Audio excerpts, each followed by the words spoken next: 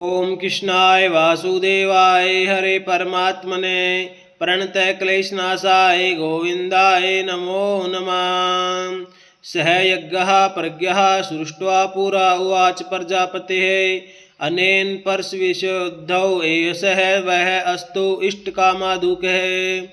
प्रजापति ब्रह्मा ने कल्प के आदि में यज्ञ सहित प्रजा को रचकर उनसे कहा कि तुम लोग इस यज्ञ के द्वारा वृद्धि को प्राप्त होते हो और ये यज्ञ तुम लोगों को इच्छित भोग प्रदान करने वाला हो।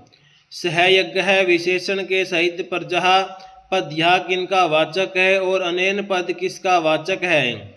जिनका यज्ञ में अर्थात वर्णों श्रोमिचित शास्त्रविद यज्ञ दान तप और सेवा आदि कर्मों से सिद्ध होने वाले सौ धर्म के पालन में अधिकार है। पूर्व श्लोक में अयम विशेषण के सहित लोक है पद से जिनका वर्णन किया गया है उन समस्त मनुष्य का वाचक यहाँ सहयज्ञ है विशेषण के सहित प्रजा पद है और उनके लिए वर्ण आश्रम स्वभाव और परिस्थिति के भेद से भिन्न भिन्न यज्ञ दान तप प्राणायाम इंद्रियम संयम अध्ययन अध्यापन प्रजापालन युद्ध कृषि वाणिज्य और सेवा आदि कर्तव्य कर्मों से सिद्ध होने वाला जो सौ धर्म यज्ञ है उसका वाचक यहाँ अनेन पद है।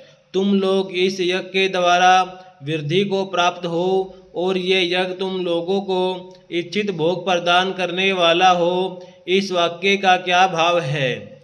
इससे भगवान प्रजापति ने मनुष्य को आशीर्वाद दिया है। उनका अभिप्राय यह है कि तुम लोगों के लिए मैंने इस सौ धर्म यज्ञ की रचना कर दी है। इसका सांगोपांग पालन करने से तुम्हारी उन्नति होती रहेगी, तुम्हारा पतन नहीं होगा और तुम लोग वर्तमान स्थिति से ऊपर उठ जाओगे और यह यज्ञ इस लोक में भी तुम्हारी समस्त आवश्यकता को पूर्ति करता रहेगा। देवान भावयते अनेन्ते देवाः भावयन्तो वह परस्परम भावयन्तः श्रेय परम अव्यपश्यत है। तुम लोग इस यज्ञ के द्वारा देवताओं को उन्नत करो और वे देवता तुम लोगों को उन्नत करें। इस प्रकार निस्वार्थ भाव से एक दूसरे को उन्नत करते हुए तुम लोग परम कल्याण को प्राप्त हो जाओगे।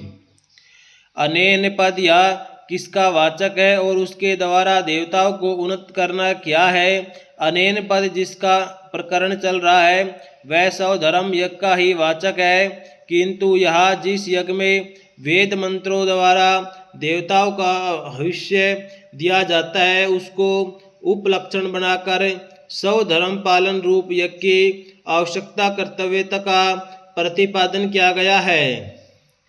इसलिए उपलक्षण रूप से इसे हवन रूप यज्ञवाचक समझना चाहिए और उस हवन रूप यज्ञ के द्वारा देवताओं को हवि पहुंचाकर पुष्ट करना एवं उनकी आवश्यकताओं की पूर्ति करना ही उनको उन्नत करना है, ऐसा समझना चाहिए। एवं यह वर्ण उपलक्षण के रूप में होने के कारण यज्ञ का अर्थ सौ धर्म समझकर अपने अपने वर्ण आश्रम के अनुसार कर्तव्य पालन के द्वारा प्रत्येक ऋषि पितर भूत प्रेत मनुष्य पशु पक्षी आदि सभी प्राणियों को सुख पहुँचाना उनकी उन्नति करना भी इसी के अंतर्गत समझना चाहिए।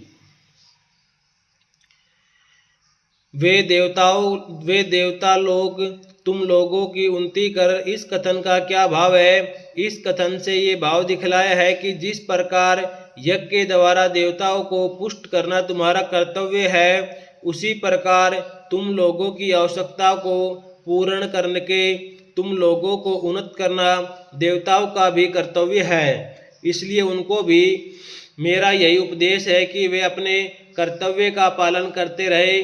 निस्वार्थ भाव से एक दूसरे की उन्नति करते हुए तुम लोग परम कल्याण की प्राप्ति हो जाओगे। इस कथन का क्या भाव है। इस कथन से ब्रह्मा जी ने ये भाव दिखलाया है कि इस प्रकार अपने अपने स्वार्थ का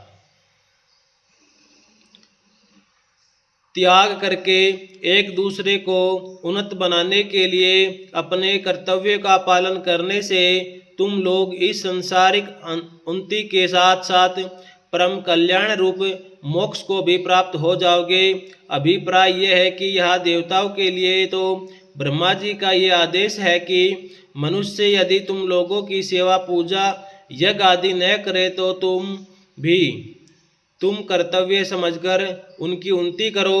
और मनुष्यों के प्रति यह आदेश है कि देवताओं की उन्नति और पुष्टि के लिए ही स्वार्थ त्याग पूर्वक देवताओं की सेवा पूजा यज्ञ आदि कर्म करो। इसके सिवा अन्य ऋषि पितर मनुष्य पशु पक्षी कीट पतंग आदि को भी निस्वार्थ भाव से स्वधर्म पालन के द्वारा सुख पहुँचाओ। ओम कृष्णाय वासुदेवाय हरे परमात्मने प्रणतः क्लेशनाशाय गोविंदाय नमो नमः। जय श्री हरि भगवान की जय, श्री विष्णु भगवान की जय, जय श्री कृष्ण जी भगवान की जय।